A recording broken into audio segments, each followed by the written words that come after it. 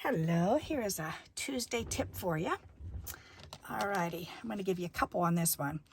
First of all, as I had these two backgrounds done on cards, and I pulled out my color palette to see which ones would match this green. So I put this on here, and I found the one that I liked that matched the best, so I pulled that color out. And then there's a little blue here, so I pulled out that color.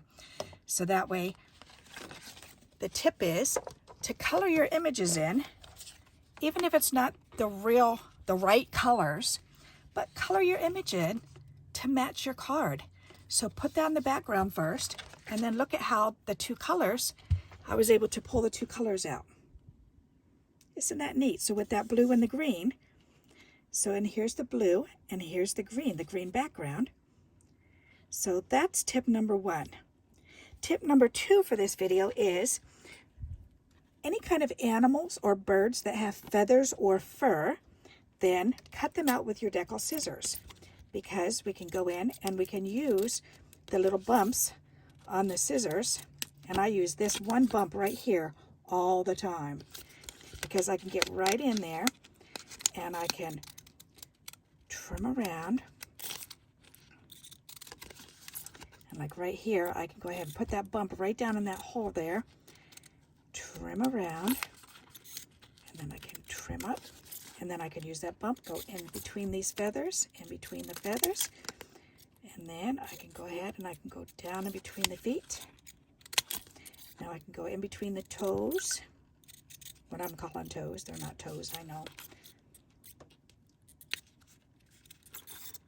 And then I can go in and trim in, and it makes it look, by using your decal scissors or even your rickrack, the Z ones that go back and forth, then look at your decorative scissors if you've got some and see which ones would look nice cutting out your animals and furry critters.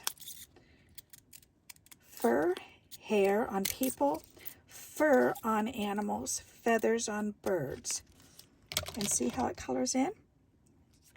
All right, so that's tip number two. Tip number three is, if I lay this one down on the card, then it looks really cute.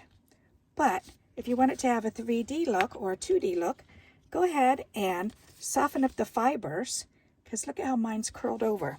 So if you take your bone folder and you soften up the fibers, and do one side, and see how I'm curling it over, and then do the other side, because that softens up those fibers, okay, loosens them up. Then you can put a 3D dot on the back, and when you put it on your card, it gives it a 2D effect. It moves it out. It actually rounds it off so it looks more, I don't know, I think it makes it look more real for me, instead of, because no animal's just flat. They all have some movement to their bodies. But see how that just kind of curved it up a little bit? So I like that. All right, so now for the fourth tip, then look what I did here. I made the edge. I was gonna search through my strips, my paper strips, and put a paper strip on the inside here, but I thought, nope, I've already got my decals out, and I've already got my markers out, so I'm going to go ahead and I'm going to trim this edge.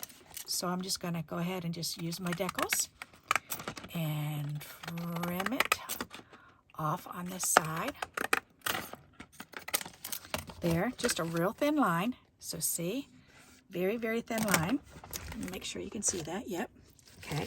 Then you could just lay it down here and take the fatter edge of your marker, and we can go ahead and start from the top and go to the bottom and run the ink along the edge of that decal cut, and then look how it looks. Isn't that neat? So you've still got a nice light color here. You can see the green color along the edges, but it also leaves an edge on the inside of the card, so that way the inside and outside are matching. So there you go. So match your colors up after you put your backgrounds on first, then put an image on. and then color the image in with the similar colors to pull the colors out of your paper. That's tip number 1. Tip number 2 is to use your decals or decorative scissors. Find a pair that you've got and cut your animals or people or feathers out or birds out with the decorative scissors, because then it looks more like feathers. Okay, then the third one is to relax that paper. Go ahead and relax it with your bone folder, and that'll round it. And then fourth tip is doing the side border here, trimming it. You've already got your scissors out, you've already got your markers out. Go ahead and create a border for the inside of the card and the outside of the card. So there you go. Enjoy these tips, and I hope you saw something new or saw a reminder. So, or perhaps it even triggered something else that you know. So, if it does trigger something else, share with me, please. I would love to hear what it triggered. And until we meet again, happy crafting. Bye-bye.